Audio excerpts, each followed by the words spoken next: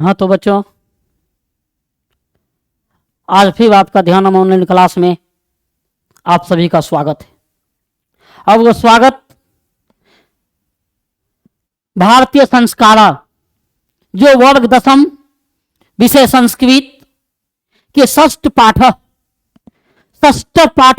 भारतीय संस्कारा का जो आपके लिए वैकल्पिक प्रश्न यानी ऑब्जेक्टिव आपके सामने लेकर के आए हैं।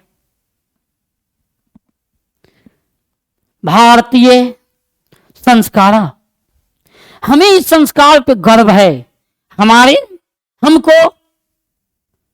हमारी अपनी संस्कृति पे हमें ऐसा गर्व है कि दुनिया में मुझे किसी दूसरी संस्कृति की आवश्यकता है ही नहीं।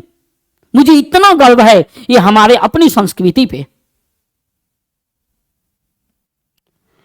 तो बच्चों, पहला प्रश्न है आपके सामने।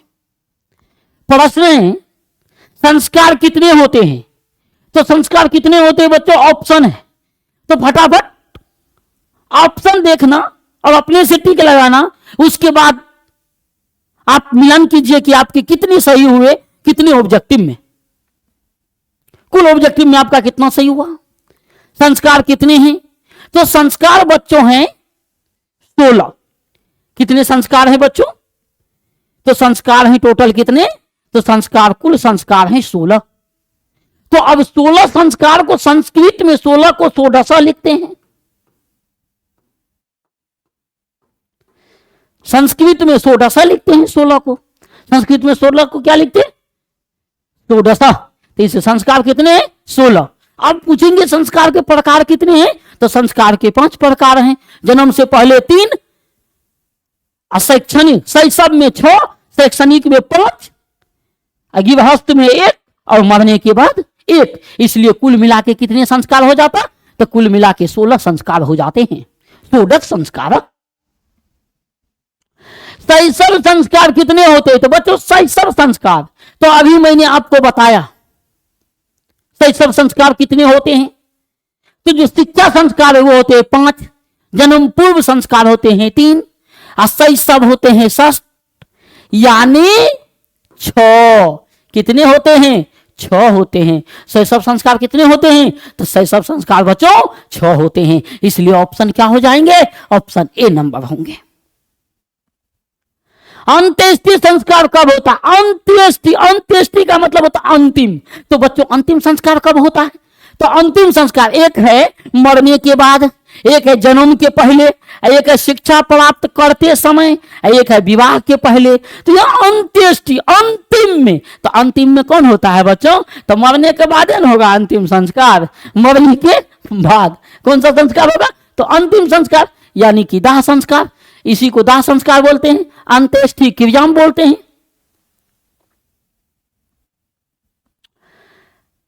चार नेक्स्ट प्रश्न है आपका, साहित्य ग्रंथों में केशांत संस्कार का नामांतरण क्या है?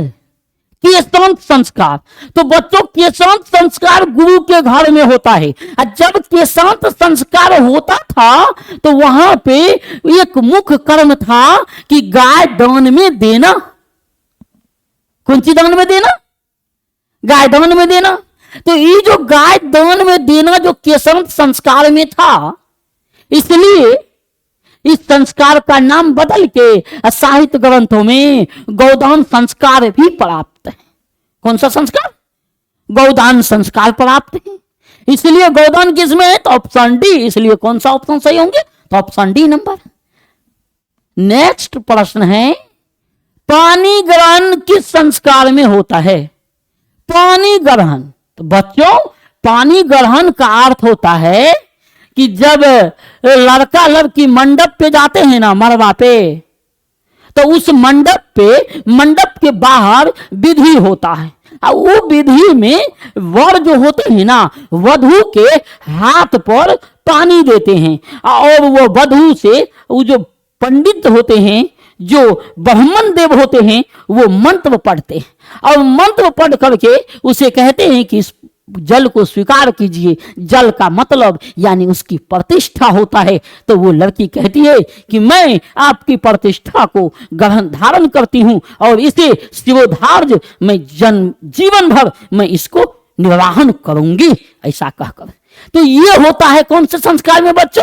तो अभी बोले मंडप के बाहर, तो मंडप किस में बनता है?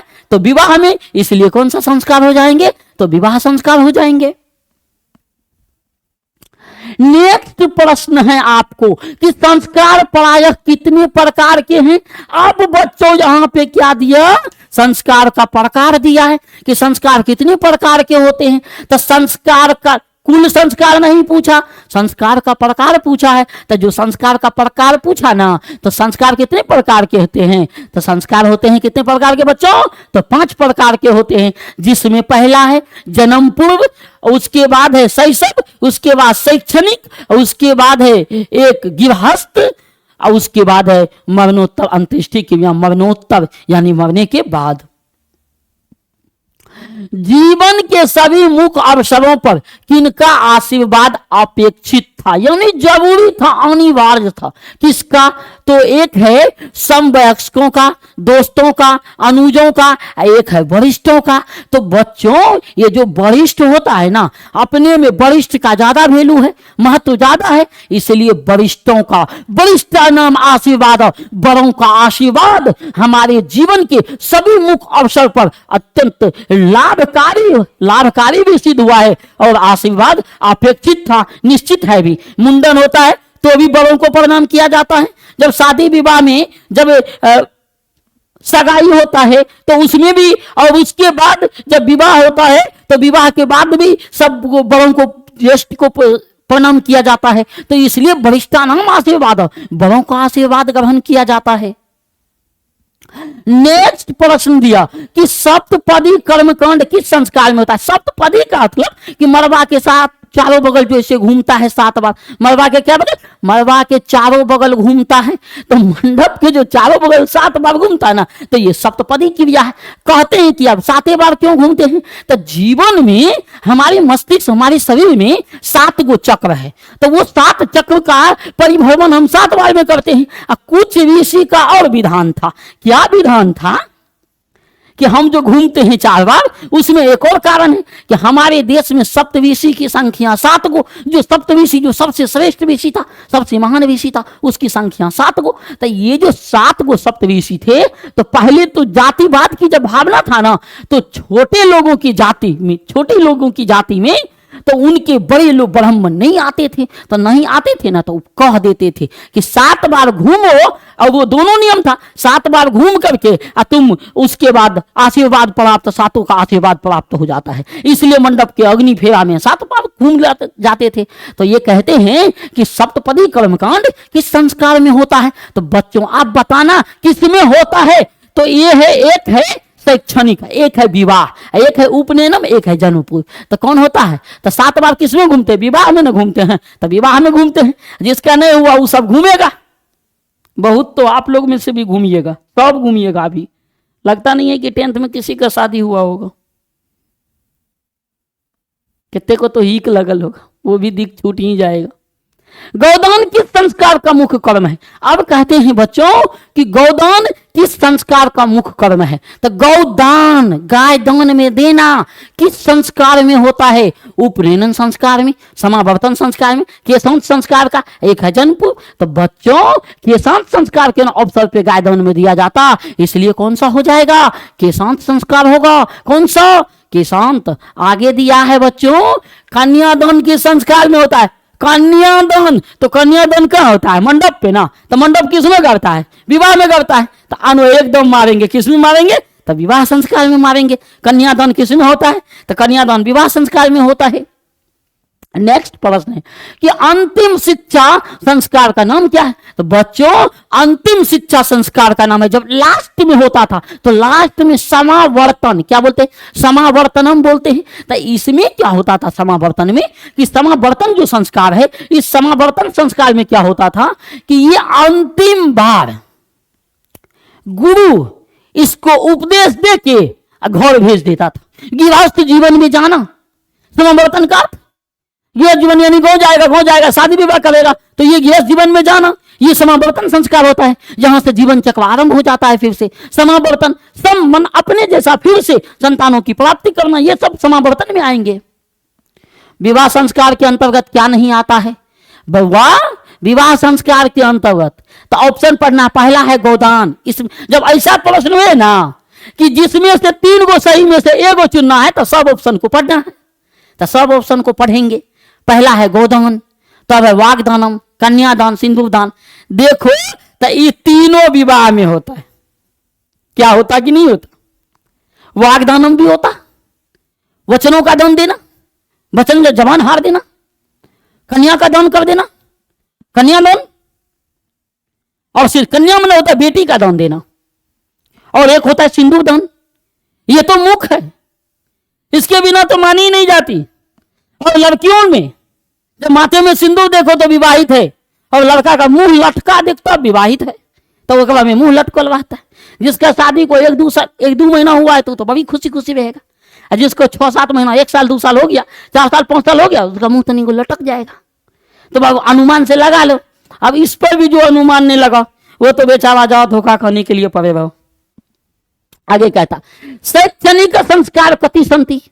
बच्चों शैक्षणिक संस्कार कितने होते हैं? तो शैक्षणिक संस्कार का अर्थ होता है बच्चों शिक्षा संस्कार। कौन सा? तो शिक्षा संस्कार। तो बच्चों शिक्षा संस्कार, जो शैक्षणिक संस्कार होते हैं, वो शैक्षणिक संस्कार कितने होते हैं? तो शैक्षणिक संस्कार शिक्षा में 5 गो होते हैं। इसलिए शैक्षणिक संस्कार कितने होते हैं? तो शैक्षणिक में 5 होते हैं, शैशव में 6 होते हैं, जन्म पूर्व तीव्र, जन्म पूर्व में 3 होते हैं, और विवाह यानी कि गृहस्थ संस्कार है 1, जिसका नाम विवाह है, और मरणोत्तर 1 संस्कार, अंत्येष्टि क्रिया यानी अंतिम, या तो हम लोग दाह संस्कार भी बोलते, कुछ तो इंतकाल भी बोलते। सीमांतोनयनम किस प्रकार का संस्कार? सीमांतोनयनम पहला कहता है सीमांतोनयनम। तो सीमांतोनयनम होता है बच्चों जन्म से पहले जो 3 गो संस्कार होता है। जब जन्म से पहले 3 गो होता है ना, तो एगो पुंसवनम, एगो सीमांतोनयनम। तो ये सीमांतोनयनम जो संस्कार होता है ये जन्म से पहले का संस्कार है, इसीलिए जन्म पूर्व तीव्र बोलते हैं। पुंसवनम और सीमांतोनयनम और गर्भाधानम, ये 3 संस्कार आते हैं जन्म से पहले में। तो नेक्स्ट प्रश्न क्या दिया बच्चों आपको? नेक्स्ट प्रश्न है प्राचीन काल में शिष्यों को क्या कहा जाता था? तो बच्चों जो प्राचीन काल था, प्राचीन काल में शिष्य को क्या कहा जाता था? तो प्राचीन काल में शिष्य को कहा जाता था ब्रह्मचारी। कौन चीज? ब्रह्मचारी कहा जाता था। ब्रह्मचारी शिष्य ब्रह्मचारी होते थे। कौन काल में होते थे? तो याद रखना प्राचीन काल में। किस काल में शिष्य ब्रह्मचारी होते थे? तो याद रखना बच्चों प्राचीन काल में। प्राचीन काल में कौन ब्रह्मचारी होते थे? तो प्राचीन काल में शिष्य ब्रह्मचारी होते थे। प्राचीन काल में कौन ब्रह्मचारी होते थे? तो शिष्य ब्रह्मचारी होते थे, जिनके लिए शब्द में दिया, किताबों में दिया, उनके बारे में बोलना। सदाचारी तो और भी हो सकते हैं, विद्वान बड़े बड़े जो साधु संत वो भी हो सकते हैं, लेकिन यहाँ पुस्तकों में दिया है कि प्राचीन काल में शिष्य को ब्रह्मचारी कहा जाता था। कौन काल में? तो प्राचीन काल में। किसको कहा जाता था? तो शिष्यों को। आजकल तो छात्र हैं। प्राचीन संस्कृति की पहचान किससे होती है? आप लो बच्चों, गजब क्वेश्चन ये है। प्राचीन संस्कृति की पहचान किससे होती है? तो एक है धर्म से। तो बच्चों धर्म से तो पहचान नहीं होती।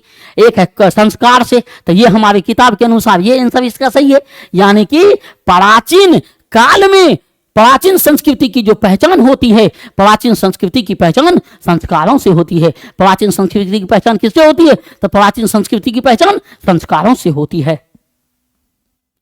जन्म पूर्व संस्कार, जन्म पूर्व कितने संस्कार हैं? तो बच्चों जन्म पूर्व कितने संस्कार हैं? तो 3 संस्कार हैं। जन्म से पहले कितने संस्कार हैं? तो 3 संस्कार हैं। ये भी कहेंगे 3 संस्कार कितने होते हैं? तो जन्म से पूर्व में कितने होते हैं बच्चों? तो जन्म से पहले में 3 गो संस्कार होते हैं। तो कभी कभी ये भी पूछेंगे कौन कौन संस्कार होते हैं। इस सब्जेक्टिव में पूछे जाते हैं कौन कौन संस्कार होते हैं। तो याद रखेंगे गर्भाधानम, पुंसवनम, सीमांतोनयनम, यानी कितने? तो 6 संस्कार पढ़ा। सॉरी, जन्म से पहले 3, गर्भाधानम, पुंसवनम, सीमांतोनयनम, ये 3 संस्कार जो होते हैं वो जन्म से पहले होते हैं। नेक्स्ट प्रश्न है आपके लिए कि मनुष्य गृहस्थ जीवन में कब प्रवेश करता है। तो बच्चों आपको मैंने बताया, एक है कि विवाह संस्कार के पूर्व, एक है क्षौर कर्म के बाद, एक है उपनयन संस्कार के बाद, एक विवाह संस्कार के साथ ही।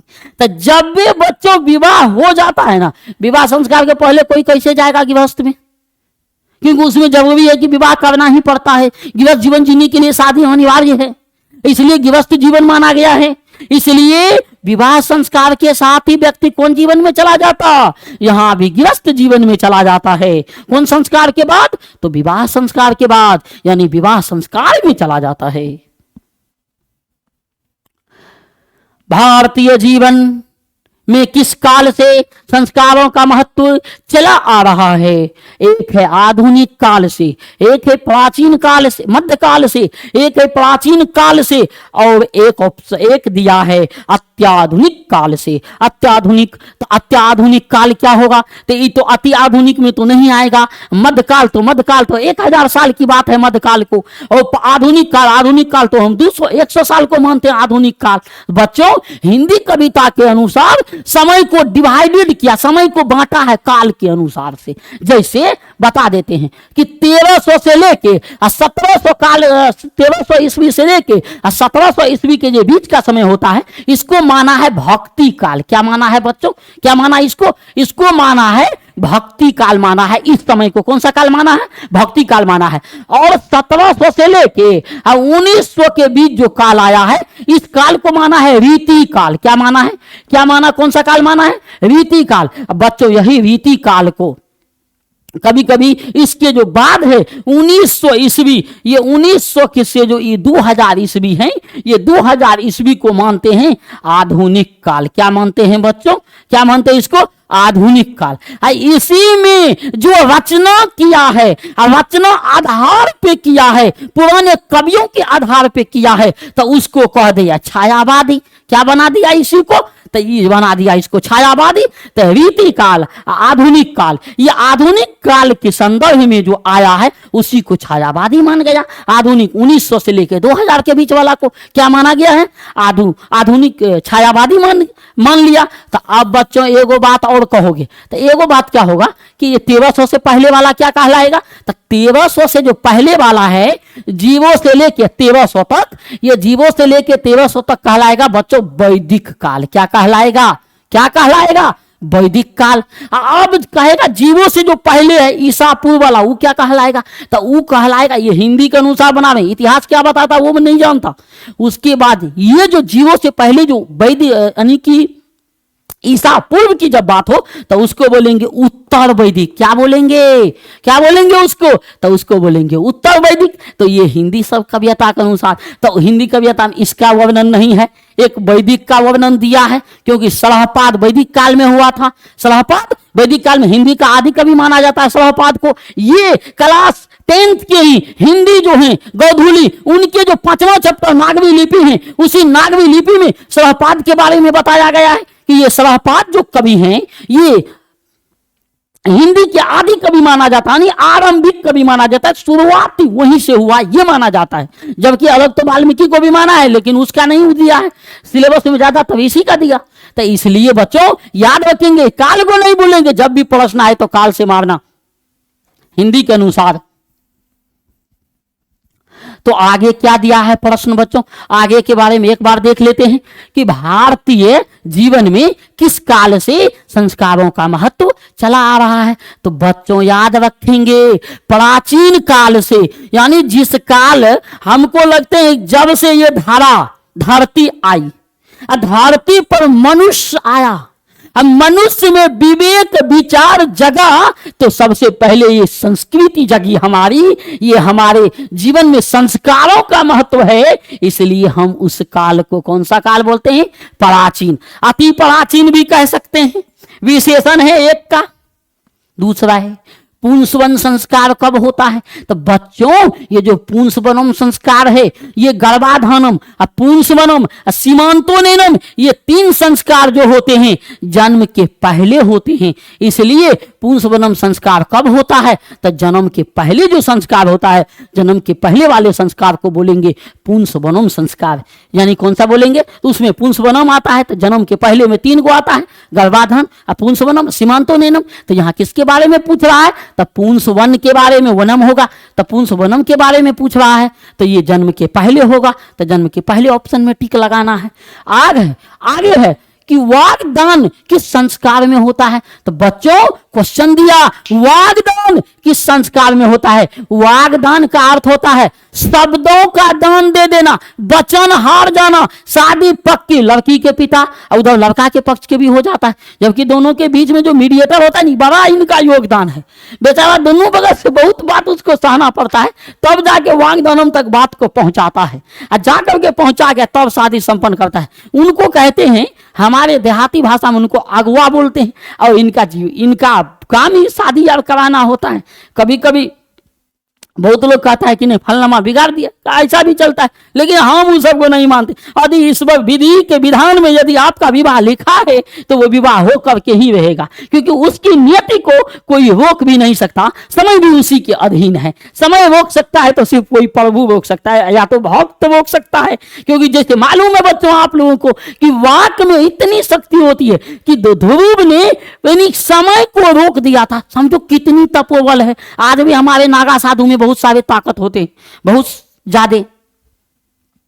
समावर्तन संस्कार का उद्देश्य क्या है? तो बच्चों समावर्तन संस्कार का क्या उद्देश्य है? तो समावर्तन संस्कार गुरु गिरी से गृहस्थ जीवन में प्रवेश करना, वेद का आरंभ करना, गुरु के पास जाना, शिक्षा वसान यानी शिक्षा का समय, शिक्षा अध्ययन का समय।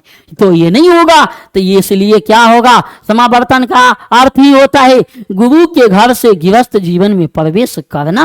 गुरु के घर से कौन जीवन में प्रवेश करना? तो गुरु के घर से गृहस्थ जीवन में प्रवेश करना।